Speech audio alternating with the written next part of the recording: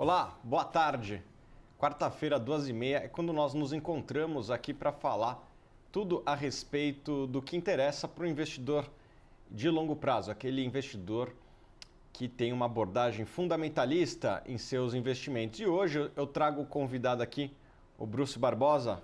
Obrigado, Bruce. Obrigado pelo convite. Por estar aqui conosco. E hoje nós vamos falar do tema profissão analista. Essa é a temática do nosso encontro de hoje. Profissão perigo, né? Dependendo do mercado. Dependendo do mercado. Analista da indústria de tabaco é mais tranquilo, né? Acho que é mais tranquilo. Pelo menos no curto prazo, assim, o cara consegue se safar com muita coisa, né? Ótimo. E hoje a gente vai falar um pouco sobre essa profissão que cresce no Brasil. Obviamente, cresce em alguns lugares, diminui em outros, né? Os bancos, eles que eram os grandes empregadores desta profissão no passado, tem cada vez suas estruturas mais enxutas, né? Os custos de corretagem, que era quem bancava essa estrutura toda, estão cada vez caindo mais, inclusive para o investidor individual, o que pode ser bom ou ruim, porque isso pode estimular também bastante o giro, mas eles estão mudando, os analistas estão cada vez indo mais para gestoras, estão abrindo várias gestoras e também as researchers independentes como nós, da Suno. E o Bruce tem um programa. Qual que é o nome do programa, Bruce? Analistas sem censura. O programa é tão bom quanto o nome. E, Bruce, conta um pouco mais desse programa e qual é o intuito dele. Acho que a ideia do programa é falar sem papas na língua, falar o que a gente acha que está acontecendo no mercado, né? Fazer um papo rápido assim semanal sobre o mercado, falar um pouco de renda fixa, né? A gente tinha a Marília, acabou de ter a filha dela agora, que a gente já rapidamente substituiu pelo Luiz. E o Ricardo falamos mais de ações, a Marília ou o Luiz falam de renda fixa, né? Mas dá um overview de mercado assim e dá umas risadas também, né? Porque ninguém é de ferro. Uhum. Sempre bom. E o mercado de capitais, ele é apaixonante e várias pessoas que acompanham aqui nossa trajetória querem saber como é que eu faço para me tornar um profissional da área, como é que eu faço para me tornar um analista. E hoje a gente vai falar um pouquinho sobre isso, sobre as certificações necessárias, o que você precisa ter. Bruce, você tem algum conselho aí, tanto conselhos do que você recomenda, quanto também o que é necessário para se tornar um analista? Eu acho que nesse caso a gente vai concordar bastante, né? Mas é interessante, que é um negócio legal que até me perguntam bastante, assim, como eu me torno um analista, né? Tipo, mesmo uma pessoa, sei lá, um médico, alguém que se interessa pelo mercado financeiro e tem pouco tempo por dia, quanto uma pessoa mais jovem, sei lá, entrando na faculdade ou no meio da faculdade, querendo saber como que ela começa a colocar sua carreira, fazer essa transição para ser um analista de mercado financeiro. A primeira e a última coisa que eu respondo para todo mundo é compre vários livros do Warren Buffett e comece a ler. Gaste seus fins de semana lendo livros do Warren Buffett, livros de value investing, livros de análise fundamentalista, de contabilidade, de finanças. Acho que essa é a melhor base teórica, digamos assim, antes da pessoa começar a efetivamente colocar o pezinho na água, né? Mas que colocar o pezinho na água também é bem legal, né? Então é difícil separar uma coisa da outra. Uhum. Eu sempre separo o conhecimento que é necessário para você se tornar um bom investidor. Eu acho que esse está acessível a todos. Quem quiser se tornar um investidor, que nem se falou, o médico, o advogado, o empresário. Às vezes o empresário tem até uma vantagem, porque ele entende de fluxo de caixa, entende as alavancas de criação de valor. Entende do seu setor, né? Entende do negócio, ele já tem experiência bastante, digamos, enraizada de um negócio, então a hora que ele olha a outra, sempre... Eu uso muito comparação, né? Uhum. Para tentar entender o negócio. Então, sempre que eu olho alguma coisa, eu tento comparar com outra que eu já conheço para facilitar o entendimento, digamos assim. E o Bruce falou do conhecimento necessário para você se tornar um bom investidor, que leia o que o Warren Buffett fala, entre outros, né? Existem outros também que merecem ser lidos, mas o Warren Buffett, eu acho que talvez seja o que tenha mais conteúdo. As cartas dele são gratuitas, obviamente em inglês, no site da Berkshire Hathaway, um site bem simples, né, para uma empresa de 300 bilhões de dólares. Acho que tudo nele é simples, né? Até o café da manhã. Enfim, o site dele é bastante simples para uma empresa muito grande. Esse é o conhecimento necessário para você se tornar um bom investidor. Agora, para você se tornar um analista, existem algumas, vamos dizer assim, exigências legais, né? Entre elas, você ter o certificado de CNPI, que para ter CNPI, se não me engano, precisa checar no site da PMEC, tem que ter formação superior e tem que passar na prova que eles fazem de maneira recorrente. Então, não é uma prova, vamos dizer assim, tão difícil, mas é necessário para você escrever relatórios e comercializar ou poder enviar para a sua base. Mas eu sempre separo esses dois caminhos. Se você quer se tornar um investidor, leia esses conteúdos que o Bruce, entre eles, os conteúdos que o Bruce citou. Agora, para você se tornar um analista, você vai ter que estudar realmente muita coisa que cai nas provas de finanças das faculdades, né? Modelo CAPM, o que é Sharpe, o que é Beta, o que é Risk-Free. Muitas coisas que bons investidores sequer às vezes usam. Né? Isso que eu ia falar, coisa que a gente nem usa, né?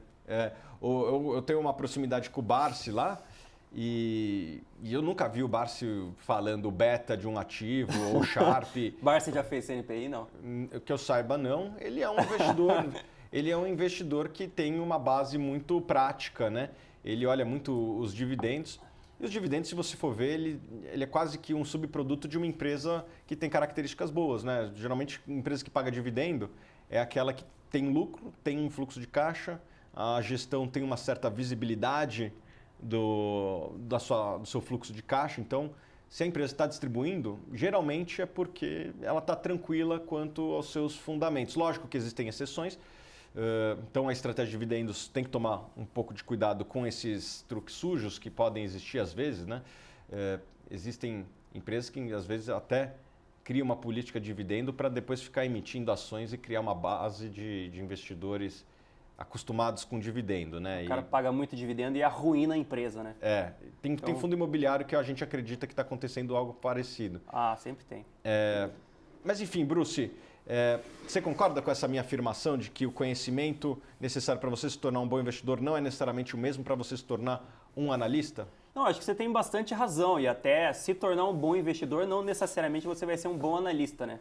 Da forma que o mercado funciona, todos os caminhos, digamos, que você precisa passar para se tornar um analista não são os mesmos caminhos que você precisa passar para se tornar um bom investidor, né? E mesmo e adicionaria. Mas interessante essa forma que você colocou, eu não tinha pensado nisso. Realmente, legalmente, você precisa passar por algumas coisas que, digamos, não são necessariamente as coisas que você precisa passar para ser um bom investidor.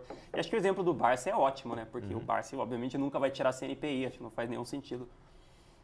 Talvez ele tire só para me provar errado. Mas o conhecimento para tirar um CNPI, na verdade, é bastante diferente do conhecimento para ser um bom investidor, né? Inclusive, me perguntam isso bastante também. Então eu vou estudar para o CNPI ou vou estudar para alguma prova, isso vai me fazer um bom investidor? Até o CFA, né, que é uma prova... Eu adicionaria também, o CFA não necessariamente te torna um bom investidor. Que foi criada se baseando nos ensinamentos de Benjamin Graham, que foi o pai, o investidor que ensinou Buffett no início.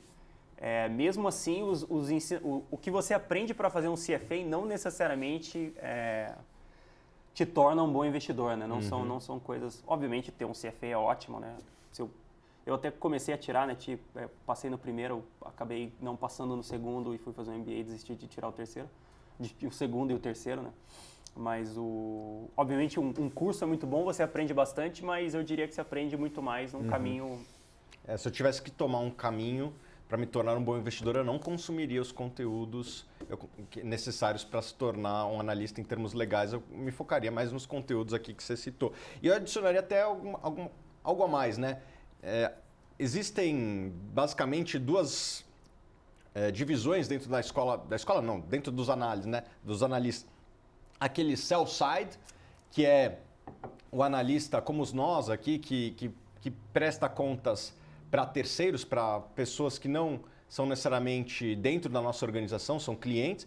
E tem dá recomendação de investimento. Isso. Né? E tem os buy sides que também dão recomendação de investimentos, mas para consumo interno, né? As gestoras, elas têm analistas embaixo dela. Então, sei lá, o Verde lá tem uma série de analistas embaixo, mas não são necessariamente analistas que conversam e dão recomendações para pessoas fora do Verde. São pessoas que trabalham para a gestão interna, né? E o próprio, vamos dizer assim, forma de se comunicar é diferente, né? Assim, quem é um analista buy side gasta muito mais energia e tempo com relatórios internos. Muitas vezes as apresentações, eu já trabalhei em buy side, são apresentações bem mais simples, bem mais é uma coisa assim de pai para filho. Você não precisa ter um cuidado até estético que existe, né? Agora, quando você é um analista sell-side...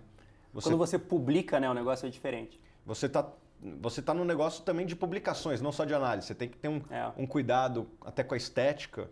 E você não sabe, acho que o principal, acho que você pegou num ponto legal, o principal é, quando o cara é buy-side, quando o cara faz análise para consumo interno, você só faz uma análise para passar informação para alguém, né?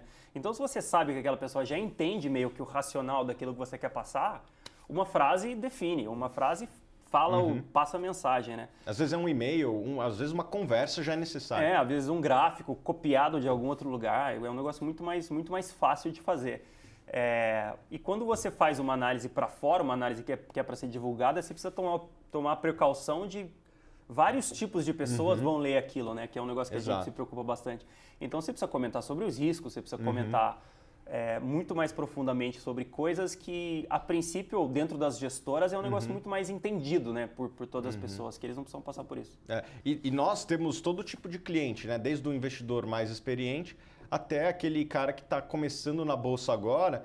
Os dois vão ler o mesmo produto, então a gente tem que tomar cuidado até às vezes com as palavras, né? Em vez de usar EBITDA, usar lucro operacional. Eu acabo usando EBIT, né? Falha. A gente tem que sempre também não tentar abusar até do financeiro.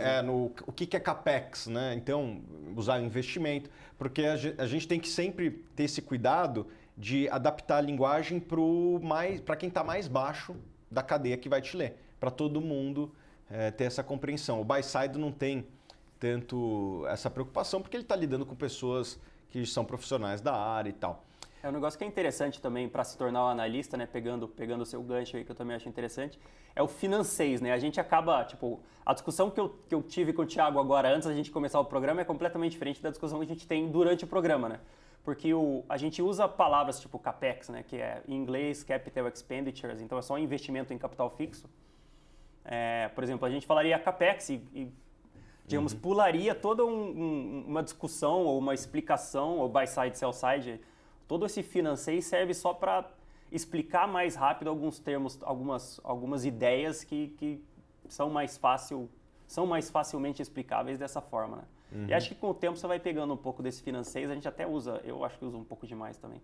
Tento evitar, mas a gente sempre acaba usando alguma coisa que facilita bastante. Isso existe em todas as profissões. Eu imagino que quando um advogado conversa com um advogado ou um médico conversa com um médico, eles usam as gírias deles, eles se entendem, mas nós aqui não temos isso, né? O programa está chegando ao fim. Eu queria pedir para o Bruce aí deixar alguma orientação, alguma dica para alguém que busca se tornar um analista profissional. Várias pessoas têm essa ambição, né? O mercado de capitais ele é fascinante, sobretudo para os mais jovens. Qual conselho você daria para alguém que queira se tornar investidor ou analista? Analista. Bom, a primeira coisa, eu estudaria para as provas, obviamente, necessárias, né? Que você precisa disso para desempenhar a função. E, ao mesmo tempo, eu focaria em tentar aprender sobre investimentos mesmo. Então, assistir, por exemplo, a reunião anual do Warren Buffett, da Berkshire, na semana que vem. É transmitida gratuitamente pela internet, então você consegue assistir isso. Obviamente, você precisa falar inglês. Então, acho que a primeira coisa é falar inglês, porque tem muita coisa em inglês, né, que a gente consome, então acho que é importante, pelo menos ler inglês é importante. Eu acho que o inglês vale para quase todas as profissões, não só analista, né? Os se conteúdos, quase tudo de marketing, de medicina, hoje em dia quase tudo está em inglês, então o inglês é uma coisa importante.